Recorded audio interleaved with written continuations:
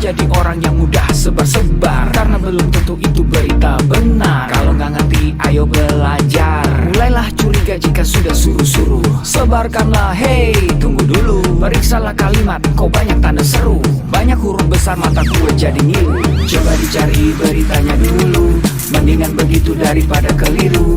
Apa untungnya sebar kabar palsu, daripada nanti kamu yang malu. Cek dulu, daripada nanti kamu yang malu. Cek dulu, siapa tahu hoax. Yup. Hello,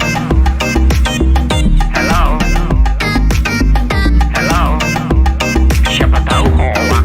Yup. Hello,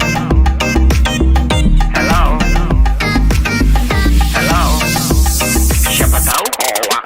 Hoax itu konten yang negatif, tujuannya itu ya provokatif. Paling cocok buat orang yang sensitif. Kalau ke gue ya gak efektif, tapi semua suka yang positif. Misalnya video yang inspiratif, meme yang lucu, itu juga sih positif, kreatif, dan produktif. Coba dicari beritanya dulu, mendingan begitu daripada keliru. Apa untungnya sebar kabar palsu, daripada nanti kamu yang malu. Cek dulu, daripada nanti kamu yang malu. Cek dulu, siapa tahu hoax. Yup. Hello,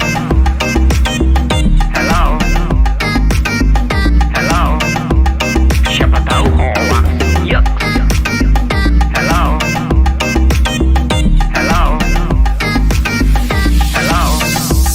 siapa tahu hoax.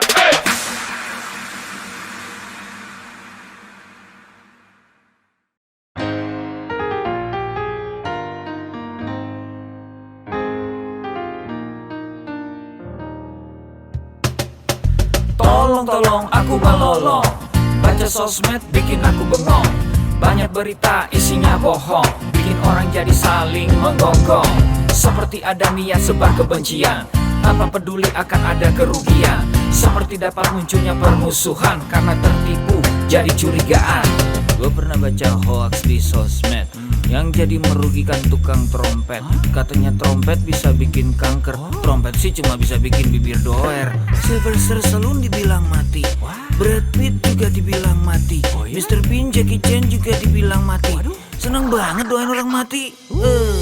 Harusnya ada etikanya bermain sosial media. Tak bisa asal mengirim tanpa dipikirin, bisa fatal akibatnya. Bersihkanlah udara kita dari kebencian. Sebarkan saja cintamu untuk Indonesia. Wahai kepada pengguna sosmed, mari bersatu sampai lengket. Jagalah persatuan, jangan lobet. Hati-hati banyak tukang copet. Hey, jangan sampai salah posting, bisa bikin orang jadi pusing. Cek dulu itu penting, jangan jadi cepat terpancing. Gue pernah takut salah minum, karena bahaya buat tulang sumsum. Hampir semua merek disebutkan, gara-gara itu gue kehausan. Gue tertipu isu PKI, katanya jutaan sudah dipersenjatai. Akibatnya gue keluar biaya, bikin persembunyian bawah tanah. Harusnya ada etikanya bermain sosial media. Tak bisa asal mengirim tanpa dipikirin, bisa fatal akibatnya. Bersihkanlah udara kita dari kebencian. Sebarkan saja cintamu untuk Indonesia. Bersihkanlah udara kita dari kebencian. Sebarkan saja cintamu untuk Indonesia.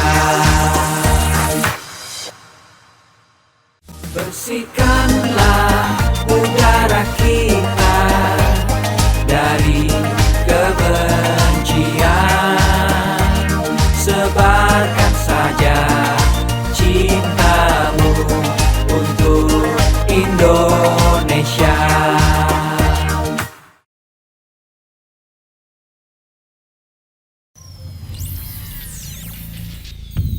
Selamat datang di Indonesia Makin Cakap Digital, langsung dari 34 provinsi, 514 kabupaten kota, diikuti lebih dari 500.000 talenta digital. Inilah Indonesia Makin Cakap Digital.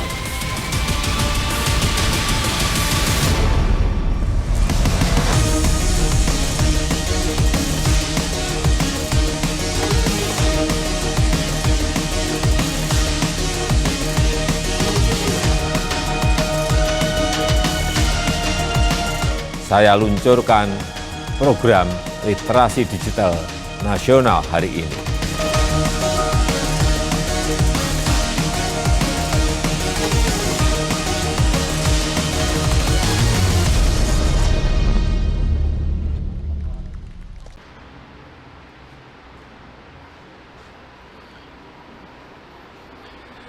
Assalamualaikum warahmatullahi wabarakatuh. Selamat pagi Kabupaten Kutai Kartanegara. Senang sekali saya Reza Rahman dapat menjumpai Anda pagi ini untuk kita bersama-sama belajar agar kita makin cakap digital dalam acara webinar Indonesia Makin Cakap Digital persembahan Siber Kreasi.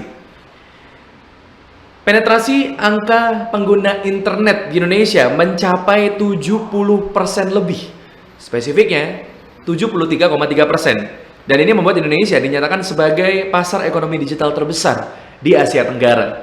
Berangkat dari fakta tersebut, Presiden Republik Indonesia Bapak Joko Widodo menetapkan percepatan transformasi digital untuk mencapai Digital Nation sebagai salah satu visi utama dalam masa pemerintahannya kali ini.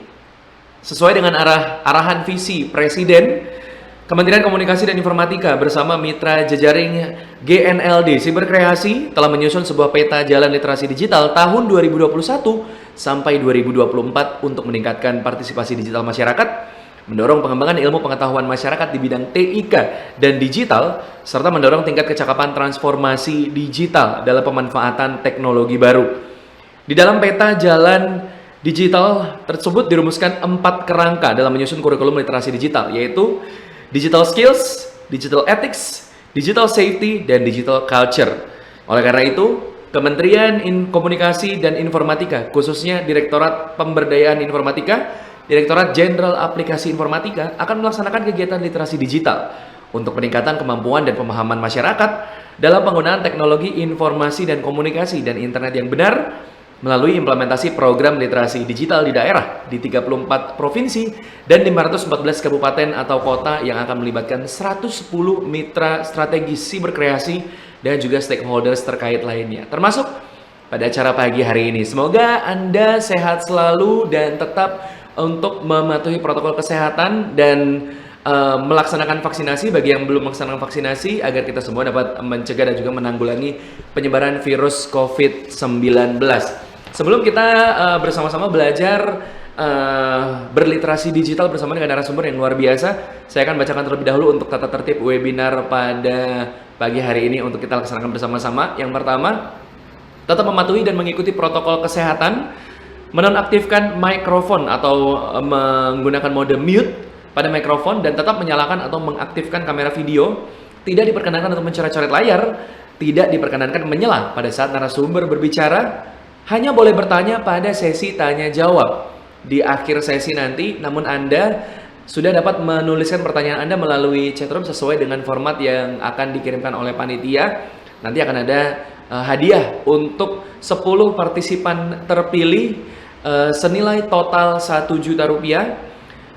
Untuk selanjutnya adalah mengerjakan pretest dan juga post-test sekaligus mengisi form registrasi dan juga daftar hadir, di mana nanti linknya akan dikirimkan oleh panitia di akhir sesi untuk Anda bisa mendapatkan e-certificate. Jadi pastikan Anda tetap stay mulai dari awal sampai dengan akhir supaya Anda bisa mendapatkan e-certificate sekaligus mendapatkan hadiahnya.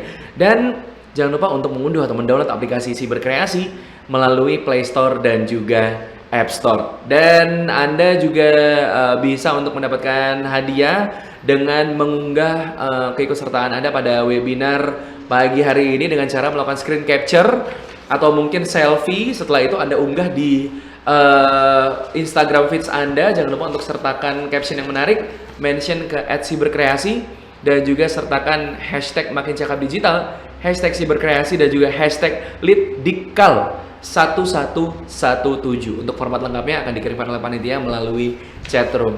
Dan langsung saja kita mulai bersama-sama webinar pada pagi hari ini dengan mengawali menyanyikan lagu kebangsaan Indonesia Raya 3 stanza. Sekaligus kita simak arahan dari Presiden Republik Indonesia, Bapak Joko Widodo.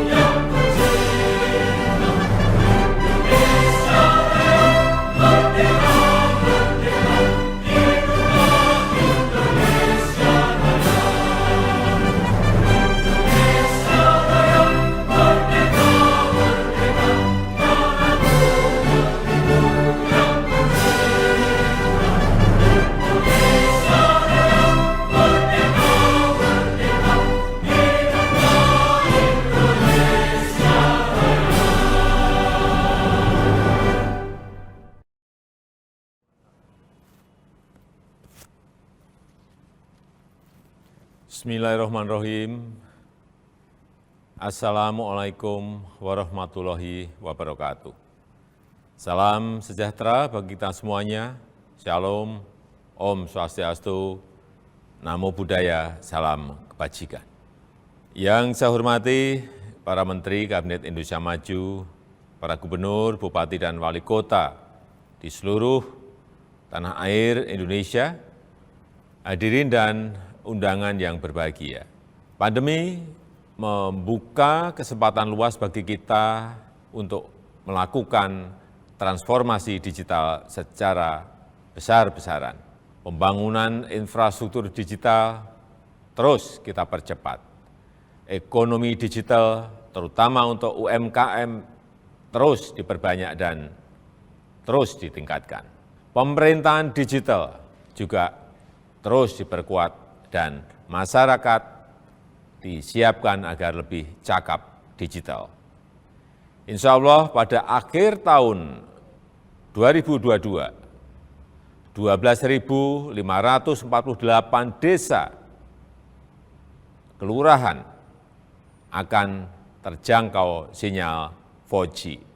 Percepatan 10 tahun lebih maju dari rencana sebelumnya yang selesai pada tahun 2032. Infrastruktur digital tidak berdiri sendiri. Jadi saat jaringan internetnya telah tersedia, harus diikuti kesiapan pengguna internetnya agar manfaat positif internet dapat dioptimalkan untuk membuat masyarakat semakin cerdas dan produktif. Sebaliknya, efek negatifnya harus dapat terus ditekan, terus diminimalkan. Bapak Ibu yang saya hormati, tantangan di ruang digital semakin besar, sangat besar. Konten-konten negatif terus bermunculan. Kejahatan di ruang digital terus meningkat.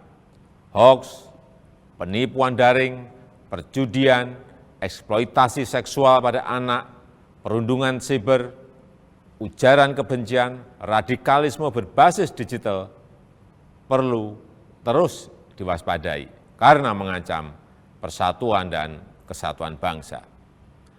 Kewajiban kita bersama untuk terus meminimalkan konten negatif, membanjiri ruang digital dengan konten-konten positif, banjiri terus, isi terus dengan konten-konten positif.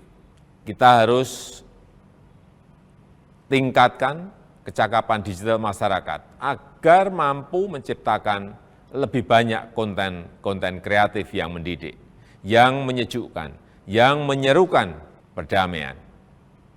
Internet harus mampu meningkatkan produktivitas masyarakat, membuat UMKM naik kelas, perbanyak UMKM onboarding ke platform e-commerce, sehingga internet bisa memberi nilai tambah ekonomi bagi seluruh lapisan masyarakat.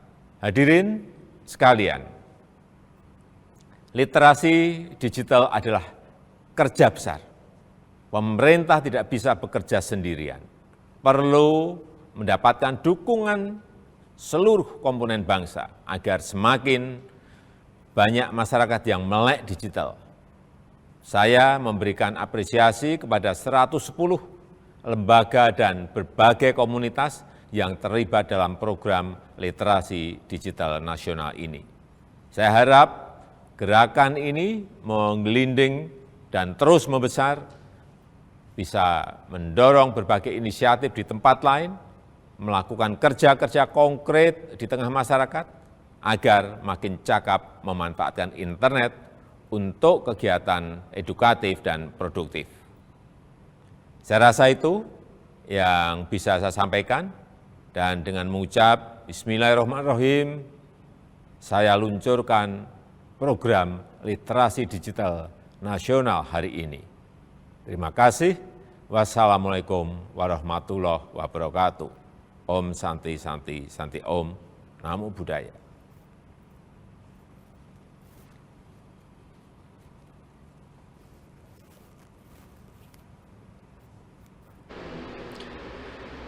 Internet harus meningkatkan produktivitas dan juga bersifat edukatif, membuat UMKM naik kelas dan juga mampu meningkatkan nilai tambah ekonomis untuk masyarakatnya. Begitulah kurang lebih poin-poin dari arahan Presiden Republik Indonesia Bapak Joko Widodo untuk kita semua. Semoga kita bisa bersama-sama makin cakap digital untuk membangun Indonesia.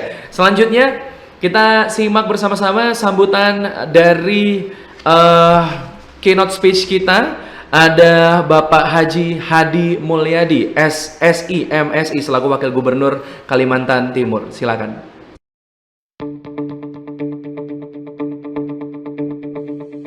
Assalamualaikum warahmatullahi wabarakatuh.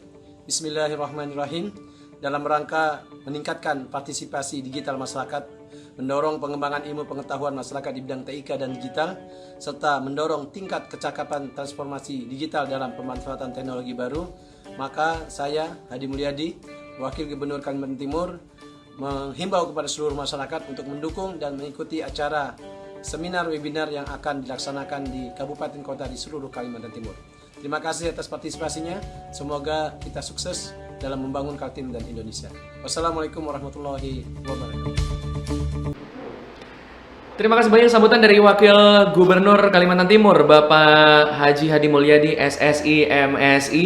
Dan langsung saja kalau begitu kita memasuki acara webinar pada pagi hari ini. Namun saya ingatkan Anda untuk tidak menyalakan mikrofonnya dan tetap kalau Anda ingin mengaktifkan kamera video silahkan, namun kalau bisa untuk menonaktifkan mikrofonnya agar tidak mengganggu penyampaian materi dari para narasumber. Dan sesuai dengan tema utama kita, bebas terbatas di dunia digital. Ini memang cakupannya secara umum di dunia digital, termasuk ketika saat-saat dimana kita harus berkomentar, dimana kita harus mengunggah konten atau membuat konten, termasuk saat kita melakukan transaksi atau belanja, dimana kita juga harus betul-betul bisa memilah dan juga memilih dan juga mengetahui bagaimana cara bertransaksi yang aman atau berbelanja yang aman di dunia digital dengan berbagai kemudahan dan juga penawaran-penawaran promo yang menarik. Tentunya kita harus tetap paham bahwa harus memastikan bahwa belanja online yang kita lakukan adalah aman. Bersama dengan narasumber yang juga merupakan marketing spesialis dari Partipos Indonesia, ada Mas Tony Kurniawan. Selamat pagi Mas Tony.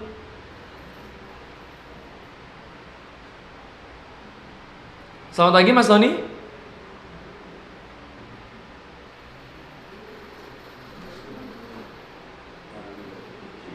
Halo. Ya, selamat pagi Mas Tony. Selamat pagi. Oke, semoga sehat-sehat selalu Mas Tony. Ini sepertinya pas sekali untuk Mas Tony bisa menyampaikan subtema main aman saat belanja online, mengingat beberapa waktu yang lalu juga sudah terlaksana flash sale 77. Ini mulai marak sekali di dunia digital, apalagi di dunia marketplace, di mana setiap bulannya di tanggal cantik selalu mengadakan promo-promo yang begitu menggugah, begitu menarik. Namun bagaimana cara kita untuk tetap melek dan juga memastikan bahwa yang sedang kita belanjakan atau yang kita transaksikan di marketplace atau mungkin belanja online melalui platform yang lainnya itu aman. Mungkin silakan bisa disampaikan Mas Tony 20 menit dari sekarang. Oke, thank you Mas Reza. Ya. Aku izin untuk share screen ya.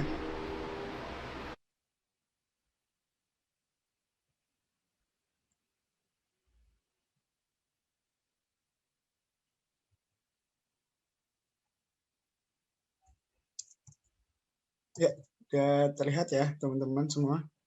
Oke. Sebelumnya terima kasih banyak ya Mas Reza atas waktu yang diberikan. Kemudian buat teman-teman juga selamat pagi dan selamat datang. Oke, jadi hari ini aku akan membahas mengenai main aman saat belanja online. Tapi sebelum ke tema utama ini, aku akan memperkenalkan diri aku dulu ya ke teman-teman semua yang sudah hadir. Ya, tadi Mas Reza juga sudah mention ya, namaku Tony Kurniawan. Aku bekerja sebagai marketing spesialis di salah satu startup di Jakarta, namanya Partipos Indonesia.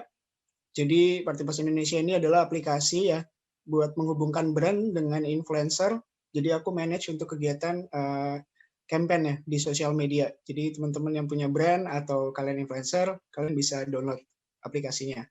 Untuk sekarang aku juga sedang sibuk untuk melanjutkan studi ya, magister di LSPR, jurusannya itu Marketing Communications. Oke, itu perkenalan singkat dari aku, teman-teman. Kita akan langsung ke tema utama kita. Nah, di sini aku mau menunjukkan nih data ya, teman-teman semua. Data pengakses e-commerce di Indonesia. Ini datanya dari We Are Social. Kalau dilihat ini cukup ini ya, menarik ya. Karena di Indonesia sendiri itu sudah ada sekitar 138 juta orang. Datanya itu mencari barang melalui internet loh, teman-teman. Dan itu ada peningkatan setiap tahunnya 49%.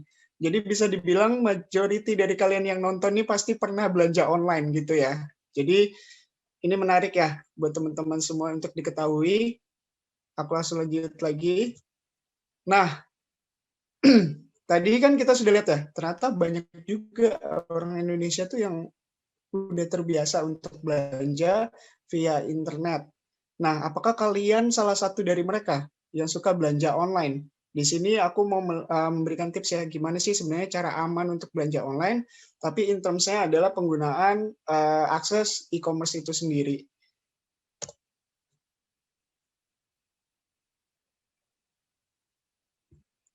Oke, teman-teman. Pertama itu adalah pilih situs belanja online terpercaya. Oke, jadi maksudnya gimana nih? Misalnya kalian mau masuk ke salah satu e-commerce, either itu Tokopedia, Shopee, atau Bukalapak, kalian misalnya masih ragu ya, pertama. Kayak misalnya, ini bagus nggak ya e-commerce-nya? Ini terpercaya nggak ya e-commerce-nya? Kalian bisa googling.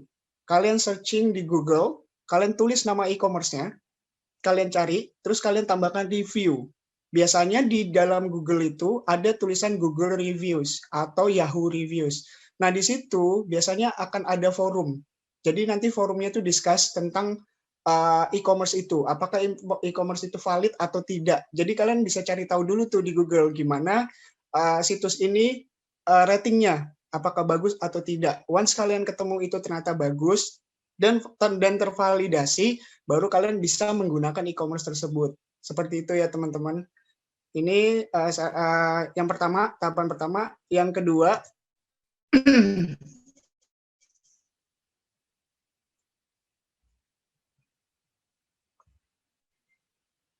oke, yang kedua adalah perhatikan reputasi toko online. Biasanya teman-teman nanti bisa pilih antara salah satu. Kalian bisa pilih Tokopedia atau Shopee. Nah, biasanya di setiap toko ketika kalian mau belanja, itu kan ada tulisan penjual ya. Itu ada ikon penjual. Kalau misalnya kalian klik ikon penjualnya, kalian itu bisa dapat detail dari background toko online tersebut. Misal contoh, apakah toko online tersebut masih aktif atau tidak, kemudian berapa lama toko online itu sudah dibangun, dan terakhir ada testimoni yang lebih banyak ke arah positif atau negatif. Biasanya teman-teman bisa lihat contohnya di gambar kiri ya. Itu misalnya tokonya namanya apa. Terus penilaiannya dari berapa nih ratingnya, dari 5 dia dapat rating berapa. Dan dia bergabung dari kapan? 1 tahun yang lalu atau berapa bulan yang lalu? Nah, jika misalnya ya detail dari toko itu sangat ganjil. Contoh misalnya penilaiannya cuma 1 dari 5. Terus dia baru dibangun 5 hari yang lalu. Nah, itu patut untuk dicurigakan ya teman-teman ya. Jadi pastikan kalian harus perhatikan dulu berapa lama, kemudian rating untuk toko online-nya itu baik atau tidak. Seperti itu ya. Next. Ini ada periksa ulasan foto produk. Jadi pertama kalian sudah tahu tuh toko online-nya berapa lama, terus ratingnya gimana. Sekarang kalian harus lihat ulasan produknya. Misal dia jualan pakaian atau dia jualan jaket. Kalian masuk aja ke penilaian, biasanya ada di dalam tokonya itu ada tulisan ulasan.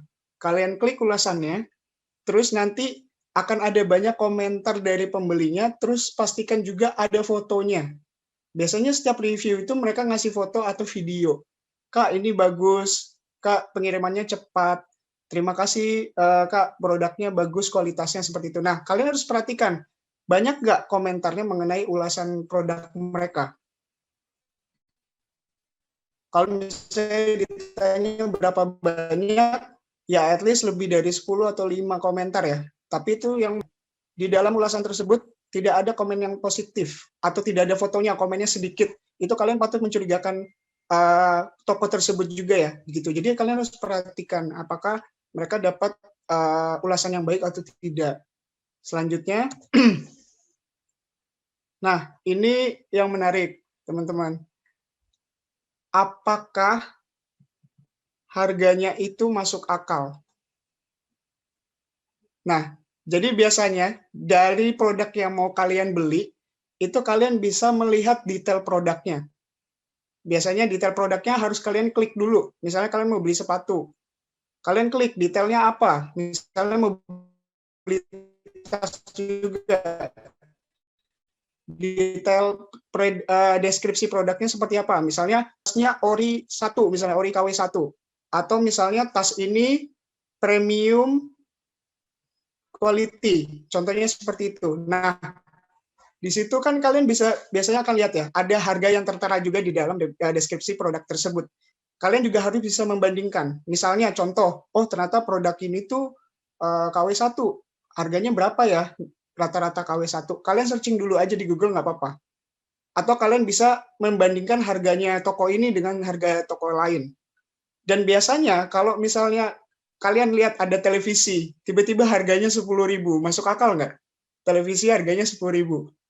Nggak masuk akal. Kenapa? Karena TV nggak ada harganya 10.000, teman-teman. Kecuali emang itu ada event dari e-commerce yang besar ya, dengan duit berapa, tapi itu jarang banget untuk ada harga murah.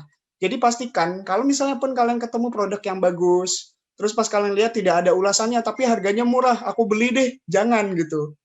Karena itu bisa jadi menimbulkan adanya kesempatan untuk kecurangan di dalam toko tersebut. Jadi pertama kalian harus perhatikan juga ya, apakah harganya masuk akal dan sesuai dengan deskripsi yang dituliskan di dalam toko tersebut. Gitu. Oke, next.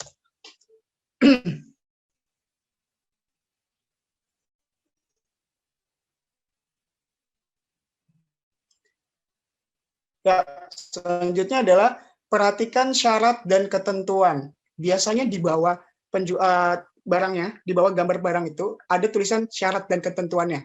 Syarat dan ketentuan seperti apa? Misal, kalau kalian beli produknya, kalian beli sepatunya, apakah sepatunya itu bisa dikembalikan lagi ke resellernya atau tidak ke toko tersebut? Dan kalau misalnya tokonya bisa dikembalikan lagi, misalnya contoh kalian pakai sepatunya, ternyata sepatunya kebesaran. Berapa lama kalian bisa kembalikan sepatu itu untuk menukar dengan ukuran yang lain? Jadi istilahnya kalian harus ada garansinya ya, teman-teman gitu. Kalau misalnya kalian nggak memperhatikan detail syarat dan ketentuannya, kalian asal beli aja sepatunya. Ternyata pas sampai sepatunya kebesaran, kalian mau kembalikan tapi tokonya tidak mau. Terus kalian marah, loh kenapa? Terus tokonya bilang, itu kan ada syarat dan ketentuannya. Jadi budayakan, pastikan kalian harus terbiasa ya untuk membaca di bawahnya tentang syarat dan ketentuan barang tersebut, apakah boleh dikembalikan atau tidak. Untuk menghindari adanya, ya tadi, misalnya kalian kecewa dengan produknya, ternyata sudah terlanjur kalian beli. Gitu. Next. Nah, ini yang menarik teman-teman. Ini juga sering terjadi kasus ya. Jadi gunakan payment e-commerce. Payment e-commerce itu maksudnya gimana? Jadi kalian melakukan pembayarannya tidak langsung ke penjual, tapi melalui marketplace-nya, melalui e-commerce-nya. Jadi istilahnya seperti ini ya, kalian bayar produknya, tapi bayarnya di dalam aplikasinya. Nah, kenapa itu harus kalian lakukan? Supaya ketika emang kalian beli satu produk, dan kalian bayarnya di dalam e-commerce, uang itu tuh akan ditahan sama pihak e-commerce, sampai benar-benar kalian memberikan review, atau kalian memberikan konfirmasi bahwa produknya sudah sampai dengan selamat. Sering banget kadang ya, ada aja, misalnya kalian ketemu salah satu toko, terus tokonya bilang, bisa nggak transfer langsung ke rekening kita aja? Nah, itu kalian harus hindari itu ya. Jadi kalian harus membayarnya sesuai dengan terms and condition yang ada di dalam marketplace tersebut. Gitu. Jadi kalau bisa kalian bayar dulu aja di dalam e-commerce-nya, melalui online virtual account, atau kalian transfer. Terus nanti kalau barangnya sudah datang, kalian lihat, baru kalian konfirmasi, oh barangnya sudah sampai, terima kasih. Kalau misalnya barangnya belum sampai, itu kalian bisa langsung report report ke pihak e-commerce-nya, bilang ini barang aku tidak sampai dan tokonya tiba-tiba hilang misalnya gitu. Pihak e-commerce akan membantu kalian dan kemungkinan akan mengembalikan uang yang kalian sudah bayar. Jadi intinya teman-teman, pastikan kalian menggunakan sistem pembayaran yang aman ya. Kalau misalnya kalian tidak tahu siapa penjual tersebut, kalau misalnya kalian sudah tahu, ya kalian tergantung. Kalau untuk e-commerce tetap harus biasanya semuanya harus melalui koridor yang sudah disediakan. Kurang lebih seperti itu agar kalian terhindar dari yang namanya penipuan itu sendiri. Oke, next.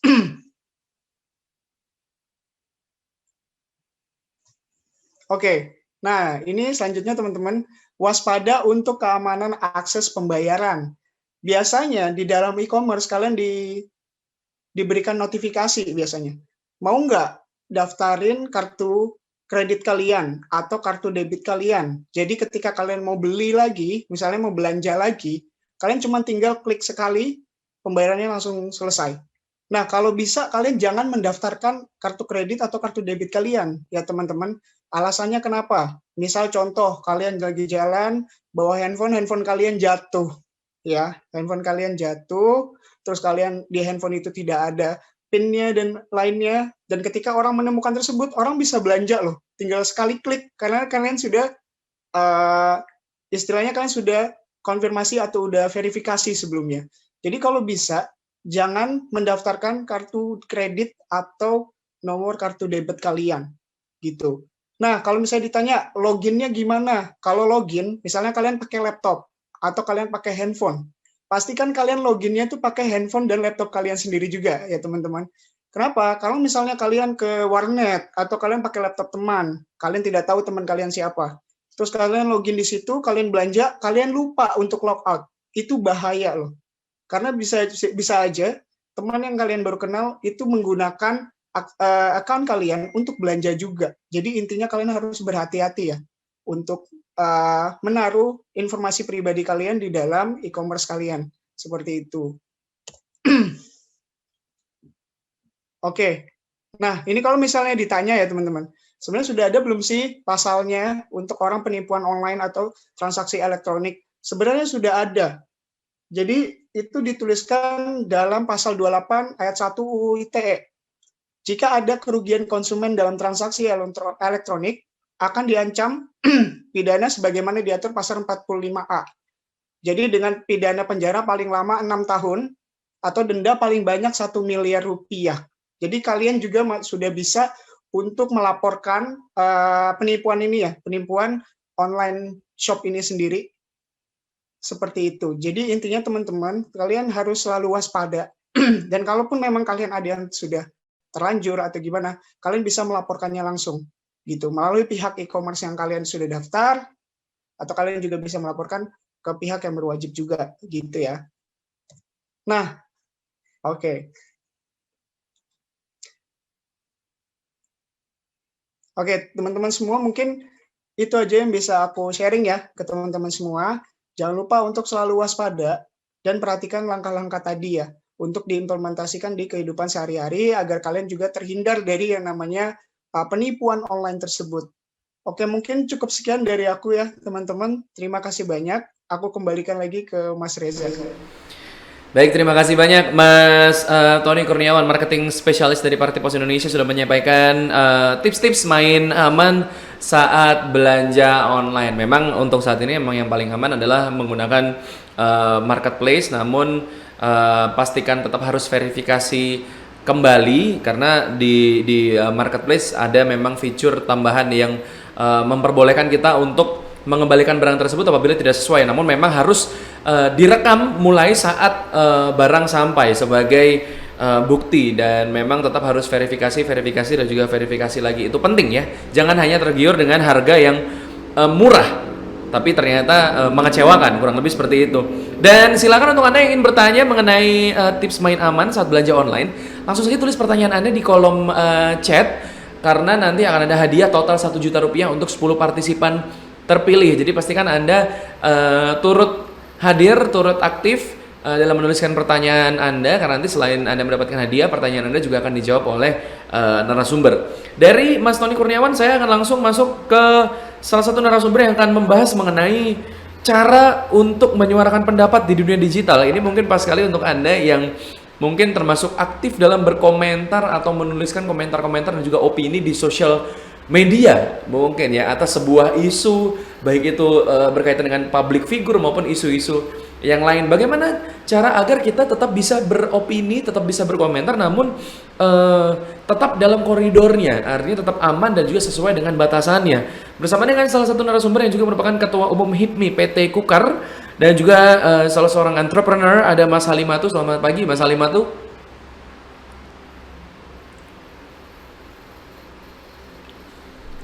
Selamat pagi Mas Halimatu. Ya, selamat pagi Mas Halimatu. Semoga sehat selalu. Mas Halimatu, ini tema yang akan disampaikan kali ini adalah berkaitan erat sekali dengan kehidupan sehari-hari kita. Mungkin juga kehidupan sehari-hari rekan-rekan kita yang ada di sosial media kita, yang hilir mudik di sosial media. Berkomentar maupun memberikan sebuah statement atau status atau mungkin tweet. Bagaimana cara kita supaya kita bisa tetap menyuarakan pendapat kita, namun tetap pada koridor-koridornya, tetap sesuai dengan etika, apalagi di dunia digital. Mungkin bisa langsung disampaikan Mas, 20 menit dari sekarang.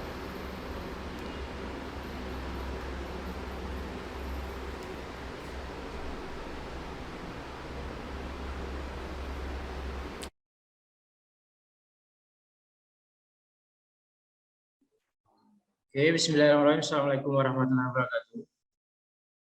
Terima kasih atas kesempatannya Bang Reja sebagai moderator. Kemudian dan saya hormati juga teman-teman narasumber, ada Bang Tony, kemudian Mbak Vivi dan Mbak Anis, serta teman-teman yang hari ini sudah bergabung. Perkenalkan, nama saya Halimatu. Jadi hari-hari saya sebagai pedagang gitu. Tapi kali ini saya akan menyampaikan terkait bagaimana menyampaikan bersuara gitu di dunia digital. Jadi materi kita kali ini adalah terkait digital culture, mengenai lebih jauh cara menyuarakan pendapat di dunia digital. Menyuarakan pendapat, bersuara itu atau menyampaikan pendapat sudah diatur oleh undang-undang kita gitu. Kemudian ini merupakan hak asasi manusia. Jadi hal yang mendasar bagi kita sebagai manusia untuk menyampaikan pendapat di publik gitu atau kepada misalkan pejabat. Dalam pasal 281 ayat 4 Undang-Undang 1945 yang berbunyi perlindungan, pemajuan, penegakan dan pemenuhan hak asasi manusia adalah tanggung jawab negara, terutama pemerintah. Artinya kita bersuara itu sudah menjadi hak kita dan itu sudah ditanggung oleh negara gitu, terutama pemerintah. Kemudian dalam pasal 28 Undang-Undang 1945 yang berbunyi kemerdekaan berserikat, berkumpul, mengeluarkan pikiran dengan lisan dan tulisan dan sebagainya. Syarat-syarat diatur dalam undang-undang. Artinya menyuarakan pendapat di publik itu sah-sah saja, tidak ada larangan. Kemudian apa itu dunia digital? Dunia digital adalah gambaran umum yang berhubungan dengan modernisasi juga perangkat di dalamnya. Tempat manusia modern melakukan hampir segala kegiatan, termasuk menyampaikan pendapat. Jadi dunia digital seperti yang kita kenal hari ini, misalkan sosial media, kita kan bebas berkomentar tuh di sosial media. Seperti apa yang disampaikan oleh moderator tadi terkait hilir mudik di sosial media, itu adalah mungkin hampir semua aktivitas kita itu kita lakukan di sosial media begitu. Kecuali mungkin tambal ban ya atau press ban. Itu mungkin harus secara langsung. Selanjutnya, menyuarakan pendapat di dunia digital. Dengan pesatnya pertumbuhan internet di Indonesia, sehingga masyarakat dengan mudah bisa mengakses media sosial. Dengan itu pula digunakan sebagai wadah menyampaikan pendapat dan kritikan ke pemerintah. Karena hampir semua pemerintah juga menggunakan sosial media. Hal ini sudah menjadi tren masyarakat modern Indonesia. Jadi, kan kita kenal dengan misalkan mention ataupun mentek itu kan, biasa kita kenal itu. Karena pemerintah kita hari ini juga rata-rata menggunakan media sosial. Jadi kalau kita ingin menyampaikan pendapat atau kritikan terkait kebijakan, ya bisa kita sampaikan dengan cara men-tag ataupun mention gitu ya. Kemudian cara bersuara di dunia digital. Yang pertama, hindari opini provokatif. Jadi jangan sampai kita terbawa arus gitu, menggoreng isu-isu yang mungkin itu bisa memicu permasalahan di masyarakat kita. Makanya jangan sampai kita terjebak pada isu-isu provokatif. Kemudian selanjutnya, mengetahui isu secara detail. Artinya kita harus memahami, kita harus mencari tahu, membaca segala macam, bahwa isu yang sedang berkembang ini, kalau kita suarakan apakah berdampak kemana gitu kan. Siapa yang dirugikan itu juga harus kita pahami. Jadi harus memahami isunya secara detail. Kemudian mempelajari resiko. Ketika kita berstatement ataupun menyampaikan pendapat, kita harus mempelajari resikonya. Kira-kira ketika saya berpendapat seperti ini, apa yang menjadi kerugian gitu dari.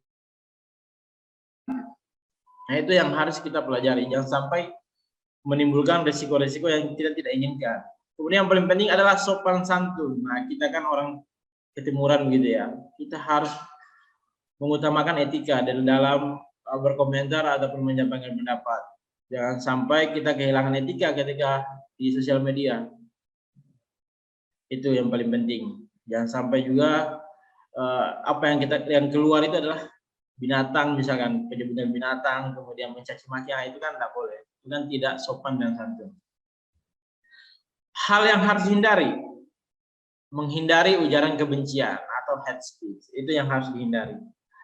Karena itu sudah diatur dalam KUHP dan pidana lainnya di luar KUHP juga yang berbentuk antara lain penghinaan, pencemaran nama baik, penistaan, perbuatan tidak menyenangkan, memprovokasi, menghasut, penyebaran berita bohong, dan semua tindakan di atas memiliki tujuan atau bisa berdampak pada tindakan diskriminasi, kekerasan, penghilangan nyawa, dan atau konflik sosial.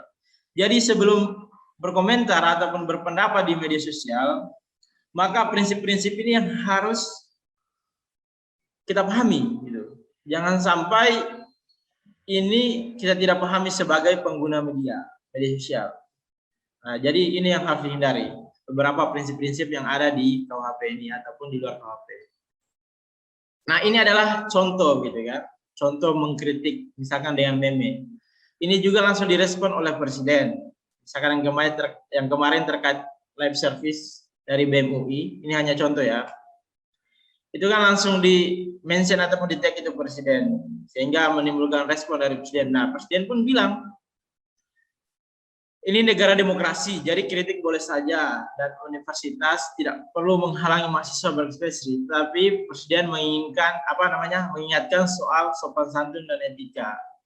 Artinya tadi seperti apa yang kita sampaikan sebelumnya, bahwa sopan santun harus kita betul-betul bawa dalam kehidupan kita sehari-hari. Ini hanya contoh. Kemudian contoh selanjutnya, misalkan ini di Kutai Kartanegara nih.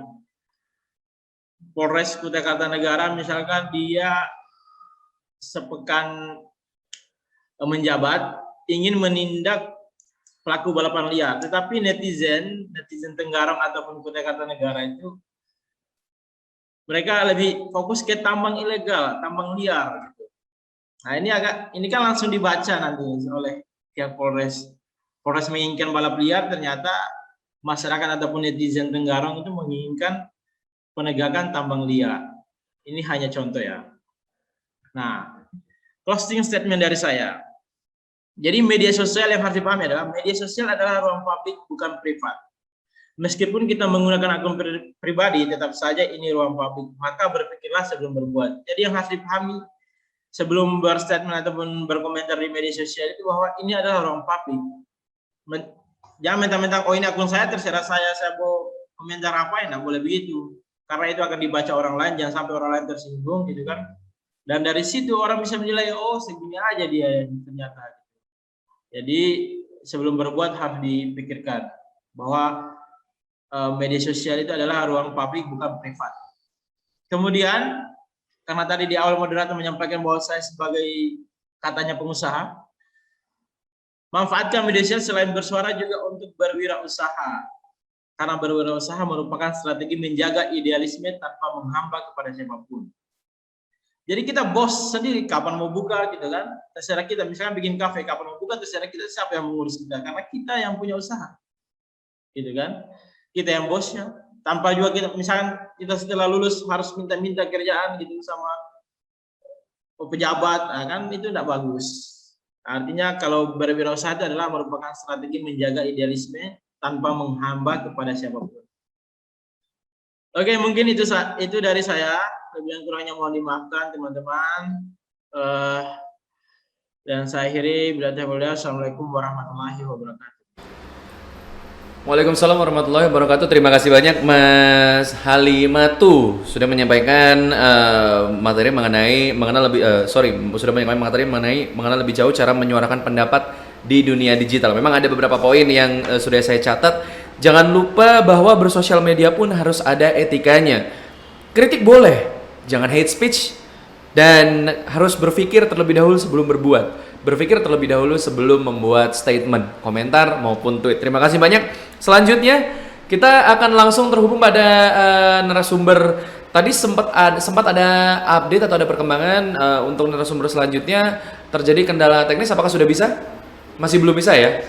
Sudah bisa? Oke, langsung saja kalau begitu untuk narasumber kali ini akan berbicara mengenai pentingnya memiliki digital skills di masa pandemi COVID-19. Seperti yang kita tahu bahwa pandemi saat ini memaksa kita untuk berpikir dan juga berkreasi untuk bisa tetap melakukan hal-hal yang edukatif dan juga produktif dengan stay at home atau dengan di rumah saja, atau meskipun dengan gerak-gerik yang terbatas. Inilah dia pentingnya digital skills. Seperti apa pentingnya? Langsung saja bersama dengan narasumber yang merupakan seorang blogger, content creator, dan juga social media enthusiast. Ada Mbak Vivi Lutfiana. Selamat pagi Mbak Vivi Lutfiana. Siang Kak Reza. Selamat siang Mbak Vivi. Ini pagi atau siang? Mungkin siang kali ya. Selamat siang Mbak Vivi. Menjelang siang ya. Menjelang siang kalau begitu. Mungkin sedikit bisa diceritakan singkat saja sebelum saya berikan kesempatan Mbak Vivi untuk menyampaikan materinya. Apa yang biasanya dilakukan oleh Mbak Vivi ketika di masa pandemi seperti ini, di mana kita memang harus betul-betul di rumah, namun juga tetap harus dituntut untuk produktif. Kalau dari Mbak Vivi gimana?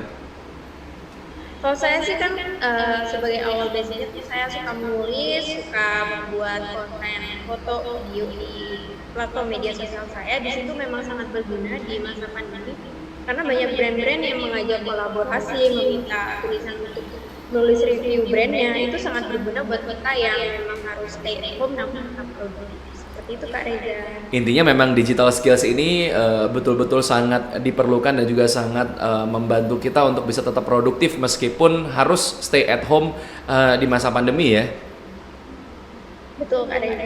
Baik, kalau begitu silakan Mbak Vivi Lutfiana 20 menit untuk menyampaikan materi dan juga sharing-sharing dengan kita semua. Silakan Mbak Vivi. Terima kasih Kak Reza. Selamat pagi teman-teman. Terima kasih udah stay sampai sejauh ini, mengisi waktu di hari Sabtu yang cerah ceria ini. Nah, di sini saya akan memaparkan sedikit pengalaman saya tentang bagaimana saya mendapatkan sebuah pekerjaan, mendapatkan sebuah kerjasama dari brand-brand tertentu ketika pandemi ini datang. Jadi sebelumnya memang saya sebagai seorang blogger, sebagai kreator media sosial, tetapi di saat pandemi ini malah sebuah platform media sosial ini sangat dibutuhkan untuk kita karena banyak brand-brand yang atau pemerintah yang ingin bekerja sama untuk memberikan sebuah penyebaran tulisan positif, penyebaran tulisan-tulisan yang mengandung unsur untuk kita tetap berada di rumah, kita tetap menjaga kesehatan dan lain sebagainya. Jadi saya share screen ya.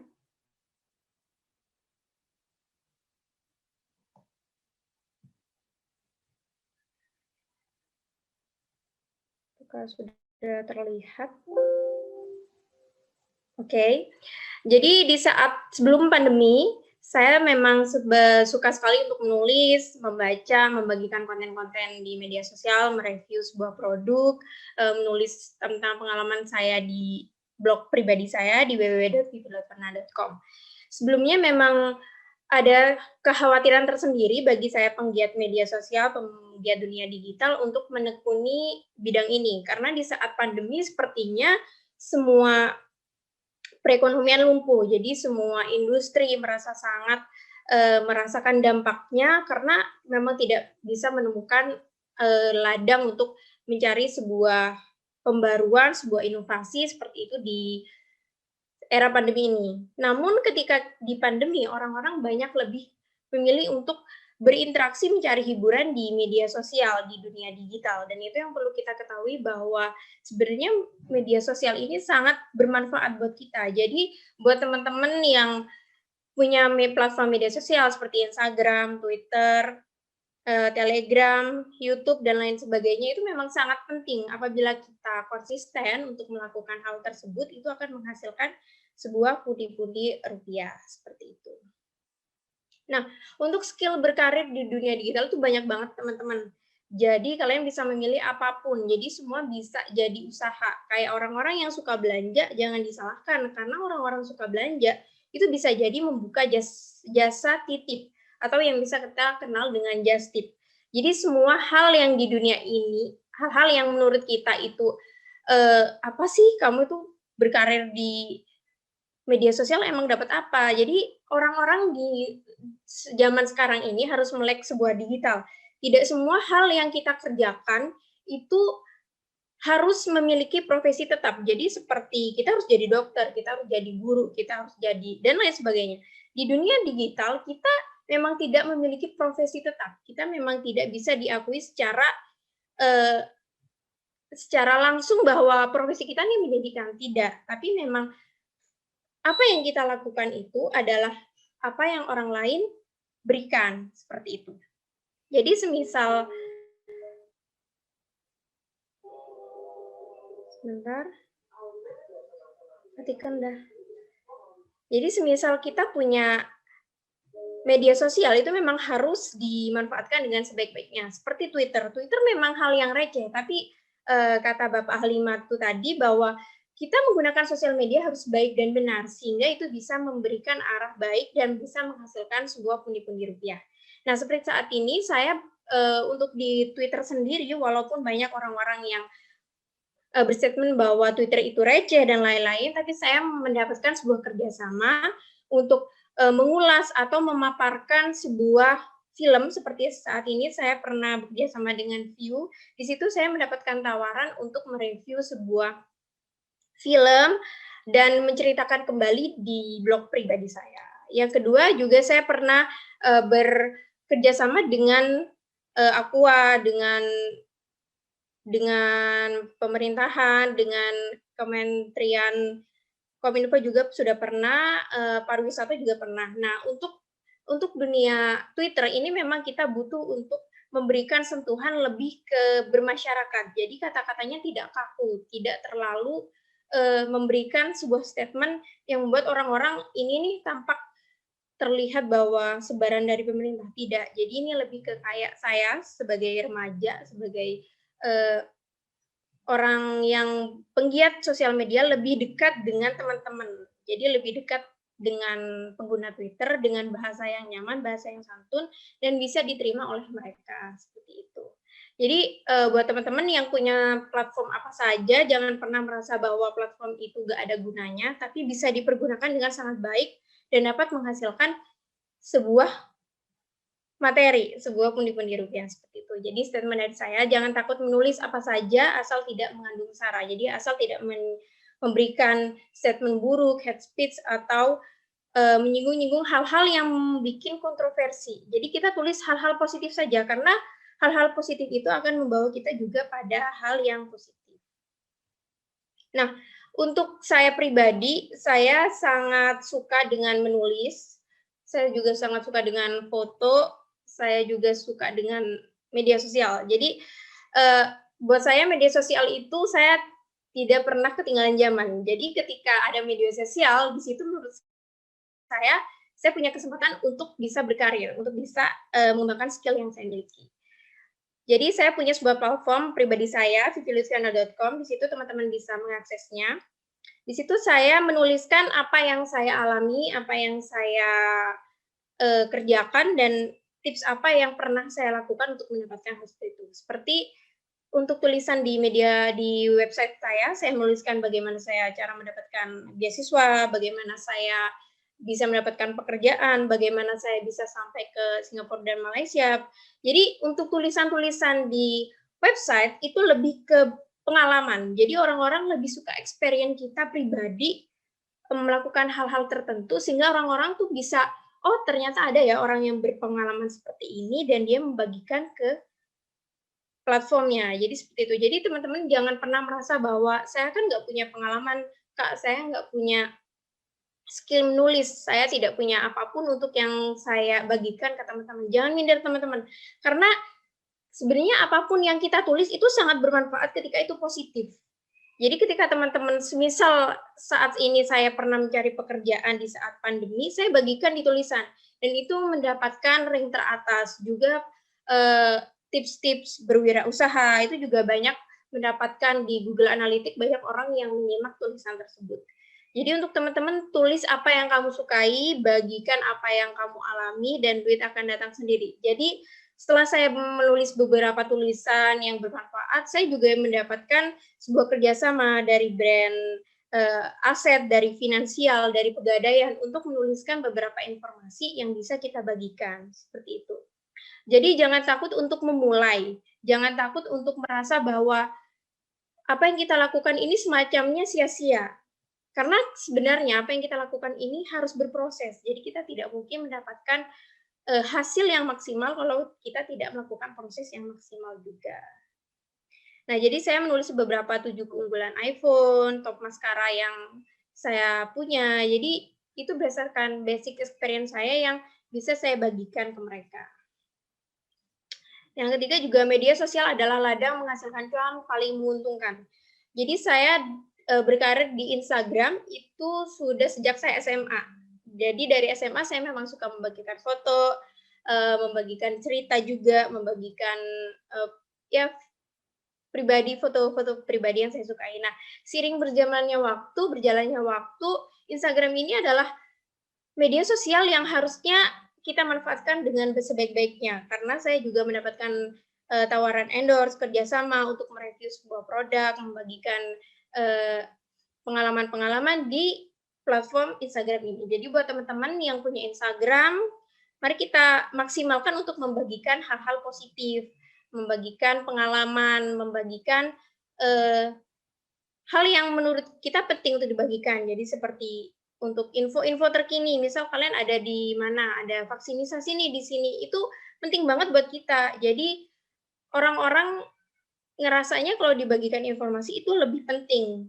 Jadi buat teman-teman jangan sungkan untuk membagikan sesuatu yang menurut kalian, paling ini nggak penting sih, paling orang-orang udah pada tahu. Jangan, karena kadang orang itu membutuhkan informasi dan kita harus menyediakan informasi tersebut. Jadi jangan menunggu orang bertanya kepada kita, tapi berikan orang lain informasi sesuai dengan pengalaman kita.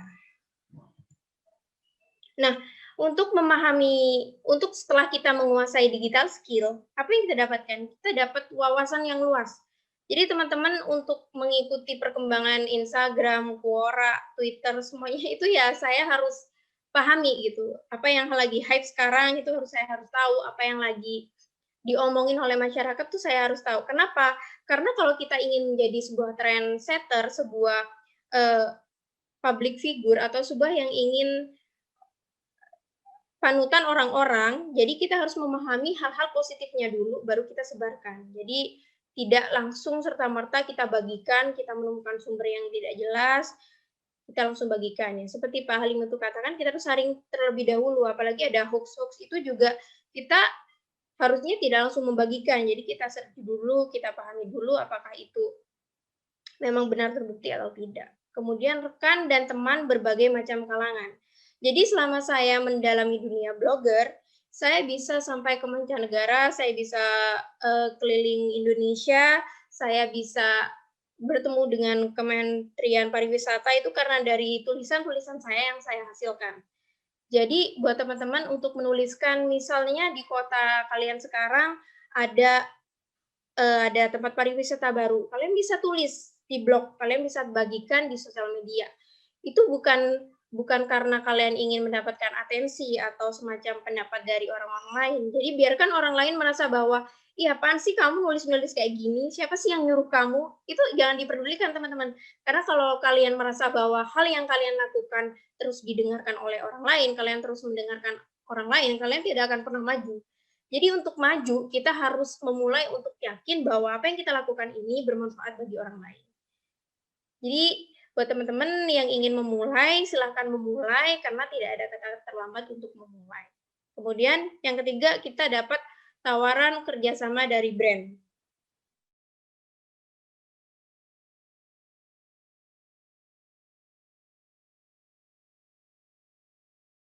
Membagikan ke sosial media dan diterima oleh masyarakat, tawaran kerjasama ini akan datang sendiri.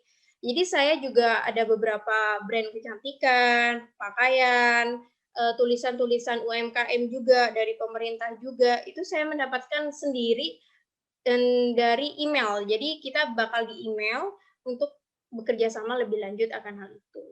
Jadi teman-teman, jangan pikirkan untuk gimana caranya dapat tawaran kerjasama ini, mungkin kalian harus memulai terlebih dahulu, memberikan hasil yang maksimal sehingga tawaran kerjasama ini akan datang dengan sendirinya. Kemudian pengalaman yang mahal.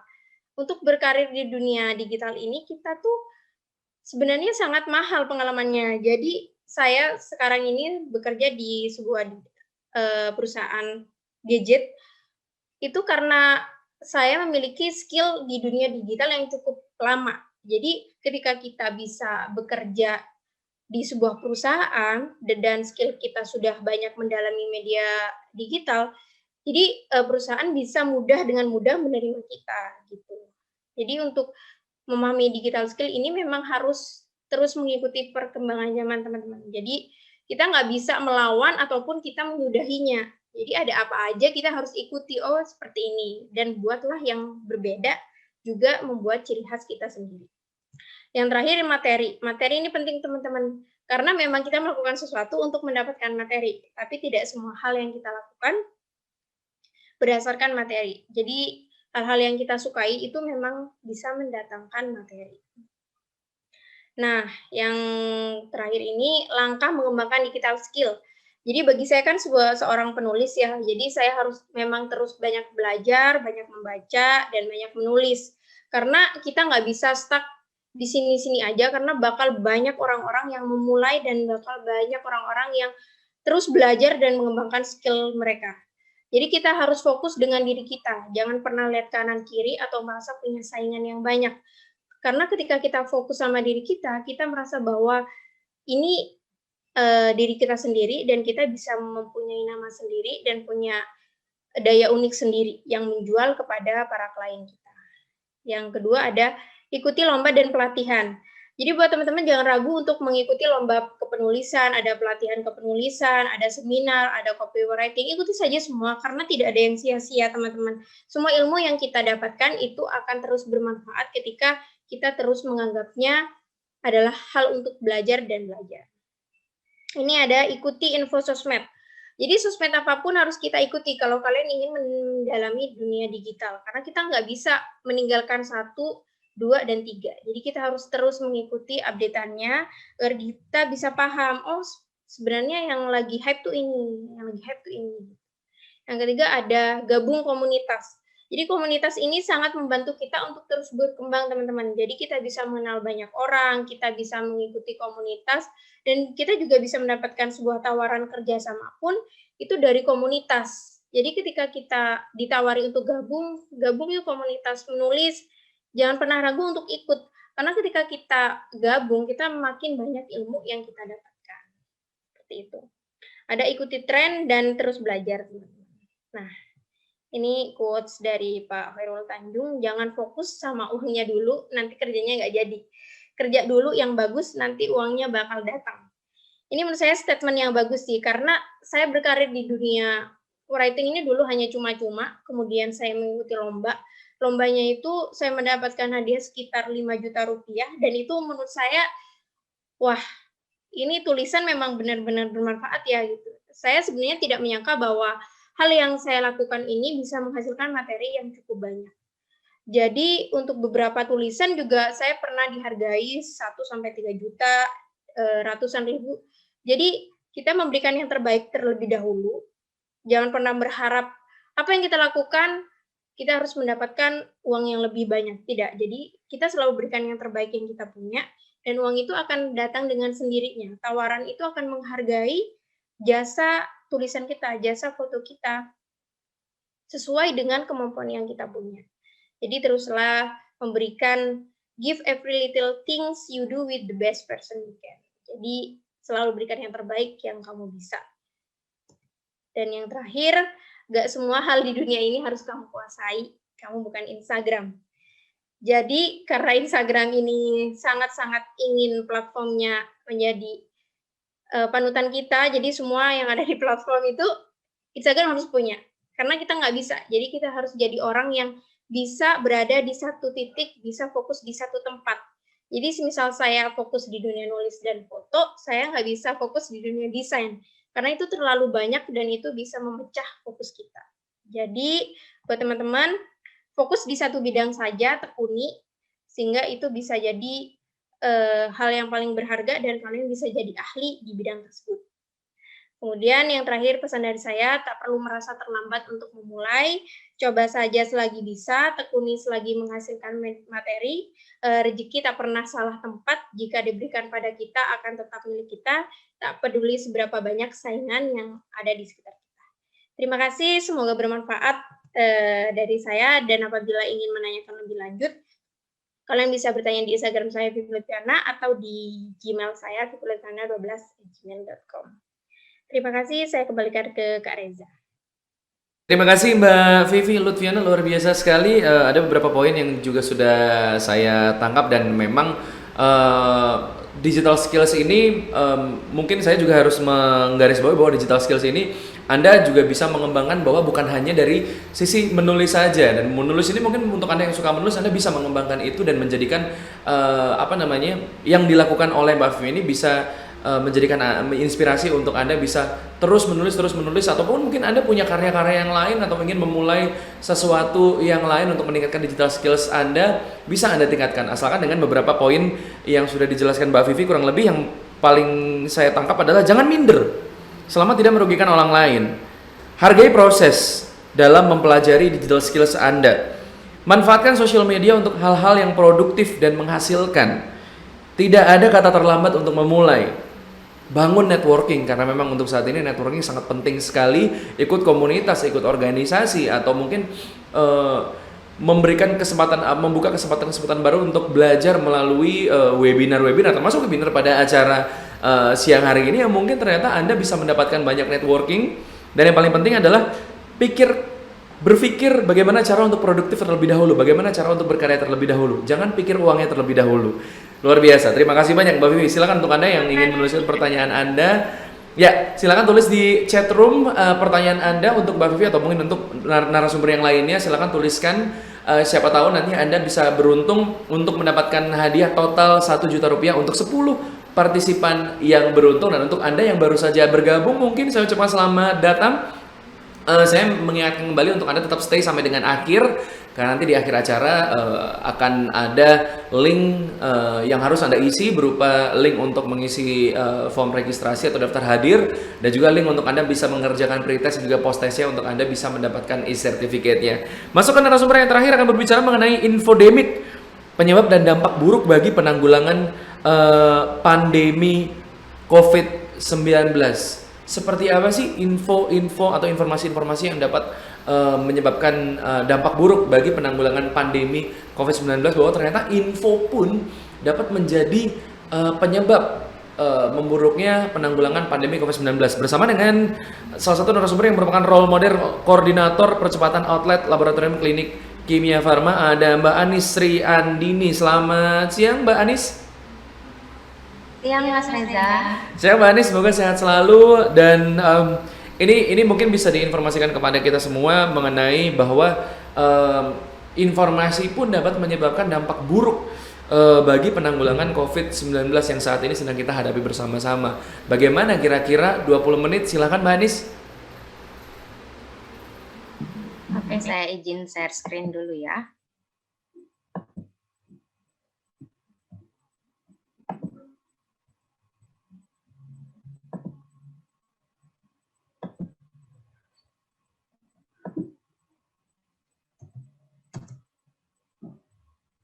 Oke, Assalamualaikum warahmatullahi wabarakatuh.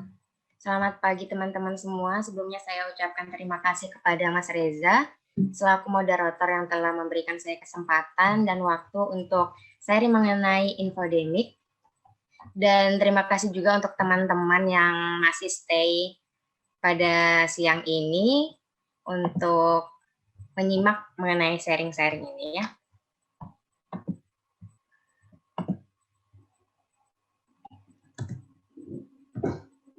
Oke, mengenai infodemik. Mungkin sebagian dari kita udah nggak asing ya sama yang namanya infodemik. Karena hampir setiap hari kita ketemu sama yang namanya infodemik. Jadi infodemik ini bisa jadi penyebab dan dampak buruk bagi penanggulangan pandemi COVID. Jadi mungkin ada yang belum tahu apa sih infodemik itu, kita akan bahas ya. Kalau menurut WHO, dia itu adalah Organisasi Kesehatan Dunia. Infodemik adalah upaya yang disengaja untuk menyebarkan informasi yang salah agar merusak respon kesehatan masyarakat. Sedangkan untuk secara umum sendiri, infodemik adalah informasi yang belum diketahui kebenarannya namun tersebar secara cepat di dunia maya atas campur tangan manusia. Jadi bisa dikatakan infodemik ini sama halnya seperti berita hoax ya. Sama-sama belum tahu kebenarannya tapi udah tersebar luas di internet.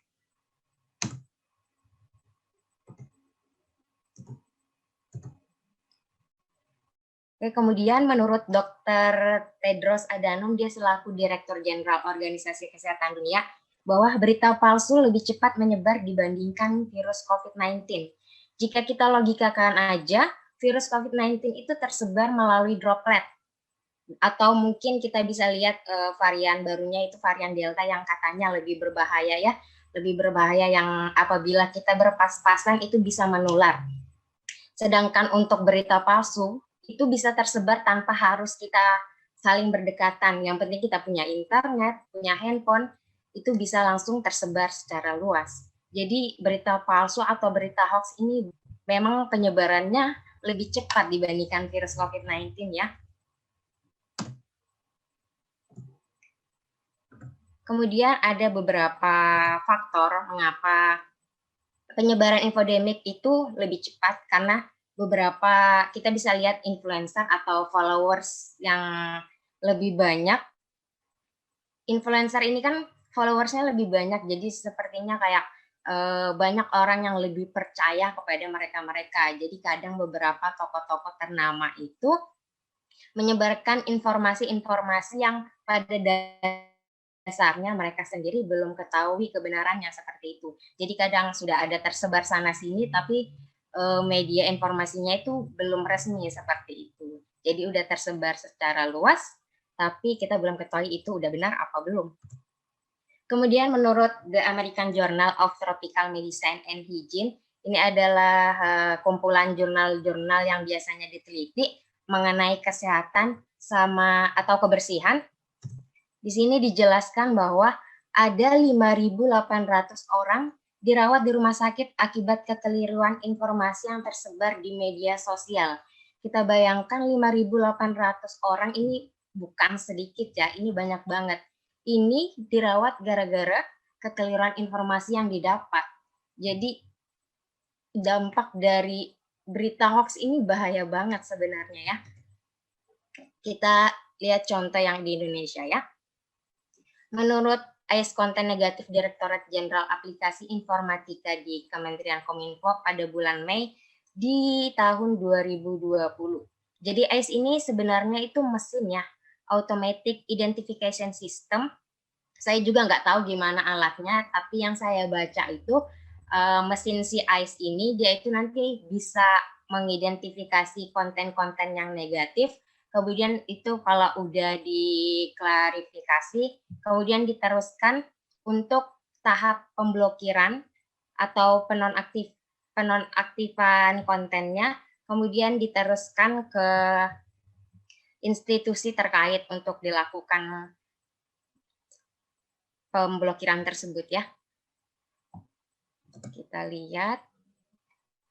Dinyatakan ada 1.401 konten hoax COVID-19 yang beredar di masyarakat. Bayangkan 1.401 konten hoax. Ini mengenai COVID-19. Dari penyebab COVID-19 itu sendiri, cara penularannya, penanganannya, lockdown, hingga obatnya. Pasti teman-teman juga udah pernah ini ya, nemuin konten-konten hoax yang kayak obat COVID-19 itu apa, kayak gitu penularannya dari apa aja, yang pada dasarnya itu bukan dari situs resminya, seperti itu. Nah, ini ada faktor pendukung apa aja sih yang mendukung kok bisa si infodemic ini tersebar secara luas seperti itu. Yang pertama adalah kecenderungan setiap manusia yang membutuhkan penjelasan. Jadi bukan cuma hubungan ya yang butuh kejelasan, tapi juga hampir setiap manusia yang nerima informasi itu butuh penjelasan seperti itu. Jadi kadang ada orang yang udah dapat informasi ini kayak ini benar nggak sih? Jadi dia cari tahu lagi tuh kayak gitu untuk cari penjelasannya seperti apa. Kemudian yang kedua adalah kepanikan dan ketidaktahuan masyarakat tanpa mempertimbangkan sumber informasi. Seperti itu. Jadi kadang orang-orang tuh dapat info tapi ya panik, langsung panik tuh kayak gitu. Misalkan info apa, terus langsung panik, terus nggak tahu padahal sumbernya itu benar apa enggak. Kemudian yang ketiga adalah minimnya literasi penggunaan internet dan media sosial di kalangan masyarakat. Mungkin kalau generasi-generasi kita ya oke lah, kita masih paham ya mengenai media sosial atau ya konten-konten yang sifatnya masih kita bisa cari tahu sendiri.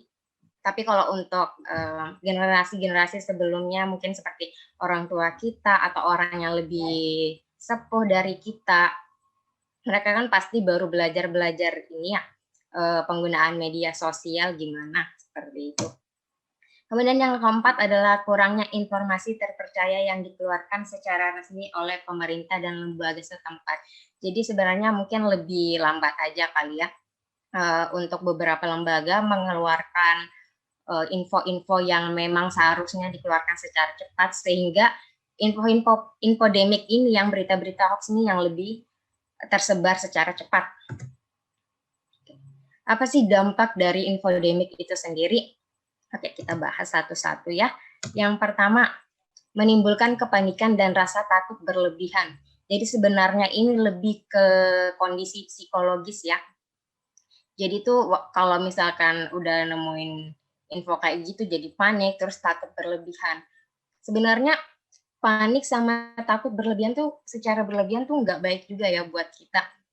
Saya pernah baca tuh menurut ahli psikologi, kalau nggak salah namanya Dr. Tom Ding kalau nggak salah ya.